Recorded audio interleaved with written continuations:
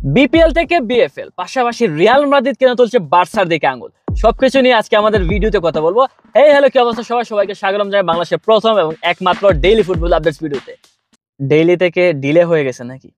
যাকে শুরু করি আজকে ভিডিও, দেরি না করে। বিপিএল মানে বাংলাদেশ প্রিমিয়ার লিগ, ফুটবলের কথা বলতেছি, ক্রিকেট না ভাই। বিপিএল কে বিএফএল করার প্রস্তাব রাখছে বাফুফে থেকে, মানে বাংলাদেশ ফুটবল লিগ। এখন কথা হচ্ছে, নাম পরিবর্তনে কি সমাধান? মানে আমাদের দেশের ফুটবলের যে লোকাল ফুটবলের যে অবস্থা, ওইটার কথা বলতে এসেছি। কি নাম পরিবর্তনে কি সব? নাম পরিবর্তন হতে যাচ্ছে, এটা অবশ্যই ভালো, কারণ ক্রিকেট আর ফুটবল দুইটার নামে একই হয়ে যেতেছে, বিপিএল। তো অনেক সময় অনেকেই কনফিউজড হয়ে যায়। ভালো যে নাম পরিবর্তন হচ্ছে, কিন্তু আমাদের ঘরোয়া ফুটবলের মান উন্নয়ন করতে গেলে শুধু নাম পরিবর্তন করলে হবে না, আমাদের আরো অনেক কিছু দৃষ্টি দিতে হবে, অনেক কিছুর দিকে আমাদের চোখ দিতে হবে।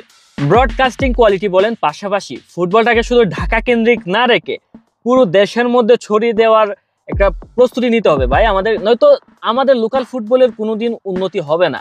পাশাপাশি বাফুফের ক্লাবগুলোর দিকে একটু কড়া নজর রাখা উচিত, যাতে তারা খেলোয়াড় এবং কোচ কারোর বেতনে কোনো কারচুপি এবং চুরিদারি না করে আর কি, ওই দিকে নজর রাখা উচিত। এবং পজিটিভ নিউজের দিকে গেলে, বাফুফে 25 বছরের জন্য আরো 8টি স্টেডিয়ামের বরাদ্দ পাইছে বাংলাদেশ ক্রীড়া মন্ত্রণালয় থেকে। এর আগেই বাংলাদেশের ক্রীড়া উপদেষ্টা আসিফ মাহমুদ সজীব ভুইয়া ঘোষণা দিয়েছিল যে নীলফামারীর স্টেডিয়ামটা আছে, ওইটা বাফুফের জন্য বরাদ্দ করা হয়েছে। এবং আজকে অফিসিয়ালি ঘোষণা আসে যে বাফুফে আরো 7টা এক্সট্রা স্টেডিয়াম বরাদ্দ পাইছে বাংলাদেশ ক্রীড়া মন্ত্রণালয় থেকে। স্টেডিয়ামগুলো হচ্ছে গাজীপুর শহীদ বরকত স্টেডিয়াম এবং ময়মনসিংহ জেলা স্টেডিয়াম, পাশাপাশি মুন্সিগঞ্জের বীরশ্রেষ্ঠ শহীদ লেফটেন্যান্ট মতিউর রহমান স্টেডিয়াম এবং রাজশাহী মুক্তিযুদ্ধ স্মৃতি স্টেডিয়াম, পাশাপাশি নোয়াখালী শহীদ ভুলু স্টেডিয়াম এবং কক্সবাজারের বীরশ্রেষ্ঠ রুহুল আমিন স্টেডিয়াম এবং লাস্ট সিলেট জেলা স্টেডিয়াম।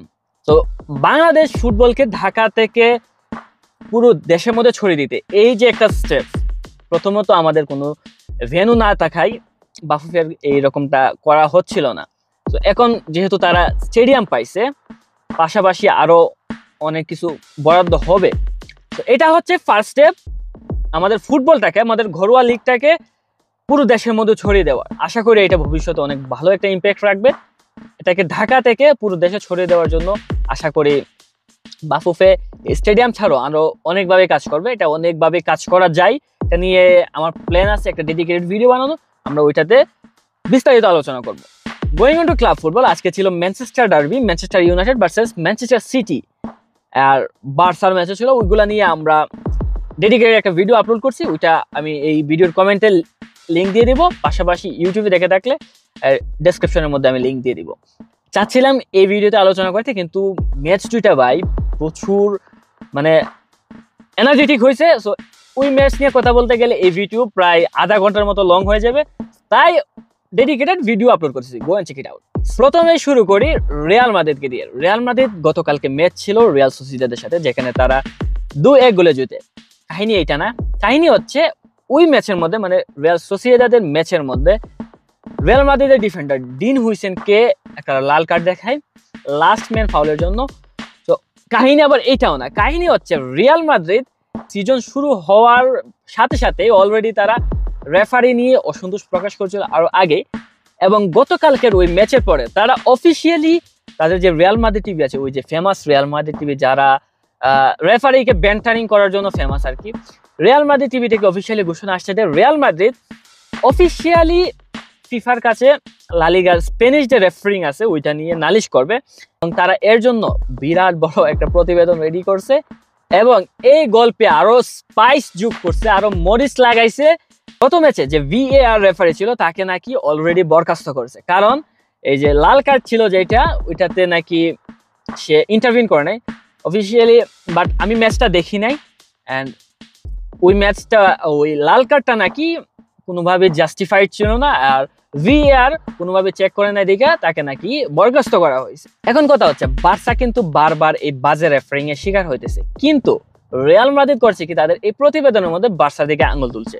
তাদের প্রতিবেদনের মধ্যে তারা অ্যাড করছে যে বার্সা নাকি রেফারিকে টাকা দিতেছে রিয়াল মাদ্রিদের বিরুদ্ধে সিদ্ধান্ত দেওয়ার জন্য। এখন কথা হচ্ছে ভাই, আমাদের এই যে বার্সা ফ্যান বলতেছি, আমাদের তাছাড়া আমাদের প্লেয়ারদের রেজিস্ট্রেশন করার মতো টাকা নেই, আমরা নাকি গিয়ে এই রেফারিকে টাকা দিচ্ছি। লাইক সিরিয়াসলি ম্যান, মানে ফাজলামির তো একটা লিমিট আছে নাকি? রিয়াল মাদ্রিদ টিভি এইরকম প্রতিবেদন, আই নো, মানে সত্যি বলতে স্পেনিশ যে রেফারিং আছে এটা যে shit. As a Barca fan আমার এতে কোনো দ্বিমত নাই। এটা আপনি রিয়াল মাদ্রিদের বিপক্ষে বলেন, বার্সার বিপক্ষে বলেন, প্রত্যেকটা ম্যাচের মধ্যে স্পেনিশ যে রেফারিং আছে এটা যে কতটা বাজে রেফারিং সেটা প্রকাশ পাইতেছে, মানে সামনে আসছে। গত সিজন বলেন, এই সিজন বলেন, গত সিজনে এল ক্লাসিকোটা দেখেন, বার্সা নাকি টাকা দিতেছে। তো বার্সা যদি টাকা দিত তাহলে এল ক্লাসিকোর মধ্যে এরকম কিভাবে হয়? বার্সা টাকা দিতেছে কিন্তু ফেভার পাইতেছে রিয়াল মাদ্রিদ, কাহিনী কিন্তু মিলতেছে না। তো এই সিজনের শুরুতেই বার্সার এই সিজনের শুরুতে লা লিগার প্রথম 5টা ম্যাচের মধ্যে 5টাতে ছিল লাল কার্ড। এটা হচ্ছে লা লিগার রেফারিং এর অবস্থা। এখন স্পেনিশ লিগের রেফারিং নিয়ে আর কত বড় বলেন, যতই বলি ততই কম। একটা টপ টায়ার, টপ 5 লিগের 3 নাম্বার লিগ নাই তো, তৃতীয় লিগের মানে টপ তৃতীয় লিগের আর কি ম্যাচের যে রেফারিং কোয়ালিটি যদি এরকম হয় তাহলে কিভাবে হয় বলেন? And speaking of Barcelona, Barca সমর্থকরা একটু খুশি হতেই পারেন।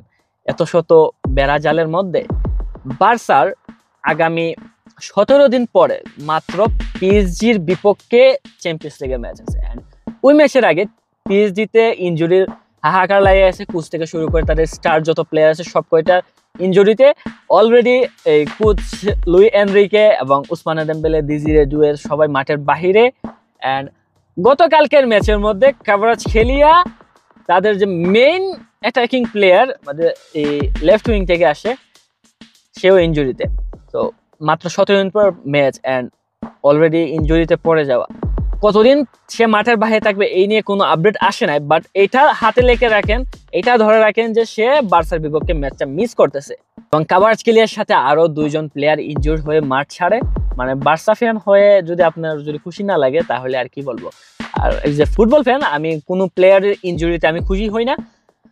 যাক, দেখা যাক আগামী 17 দিন পরে বার্সা পিএসজি ম্যাচ কিরকম হাই ভোল্টেজ হয়। আমাদের ভাই ফ্র্যাঙ্কি ডিয়ং নাই, এখন আপাতত নাই, পাশাপাশি গাভি নাই, লামিনের অবস্থা আল্লাহ জানে ভাই। তো দেখা যাক বার্সার এই ম্যাচ কতটা এনার্জেটিক হয় পিএসজির সাথে আর কি। And speaking of Frenkie de Jong এর দিকে নাকি আর্সেনাল চোখ দিতেছে। তো আগামী সামারে নাকি, এটা গুঞ্জন ধরে রাখেন, গুজব ধরে রাখেন, আপাতত রিউমার হিসেবে ধরেন, নাথিং কনফার্ম। তো আগামী সামারে নাকি আর্সেনাল ফ্র্যাঙ্কি ডিয়ং এর জন্য 75 মিলিয়নের একটা বিড দিবে। I mean, seriously, 75 million for Frenkie de Jong খারাপ না ভাই। ফ্র্যাঙ্কি ডিয়ং মানে ওয়ার্ল্ডের বেস্ট মিডফিল্ডারদের একজন এখন রাইট নাও। এটা আপাতত আপনি রিউমার হিসেবে ধরেন। সো এটা আগামী ট্রান্সফার উইন্ডো যত আগায় আসবে তত আমরা আপডেট পাবো। এবং মার্ক গুহিকে লিভারপুল কিন্তু সাইন করার মানে একদম শেষ লাস্ট সিরিজ যে স্টেপ আছে ওইটাতে ছিল। এখন নতুন আপডেট হচ্ছে চেলসি নাকি আবার মার্ক গুহিকে নিজেদের দলে ফেরত আনতে উঠে পড়ে লাগছে। মানে মার্ক গুহি তো ক্রিস্টাল প্যালেসে যাওয়ার আগে চেলসির প্লেয়ার ছিল, এখন চেলসি নাকি আবার এই রেসের মধ্যে যোগ দিচ্ছে। But personally I don't think সে আবার চেলসিতে ফেরত যাবে এই ট্রান্সফার উইন্ডোর শুরুতে, যেহেতু লিভারপুলের সাথে সে একদম কমপ্লিট ডিল ছিল। ক্রিস্টাল প্যালেসের একজন প্লেয়ার ইনজুর্ড হওয়াতেই ডিলটা কোলাপস করে। তো আই থিঙ্ক আগামী সিজনে সে লিভারপুলে আসতেছে। সো কই যায় কি করে সবকিছু আপডেট আমরা অবশ্যই আপনারা জানাবো। এবং এই আপডেট জানতে আপনাকে সাবস্ক্রাইব করতে হবে 90 মিনিট প্লাসকে। এখনো যদি সাবস্ক্রাইব না করে থাকেন, hit the subscribe button. Football all along.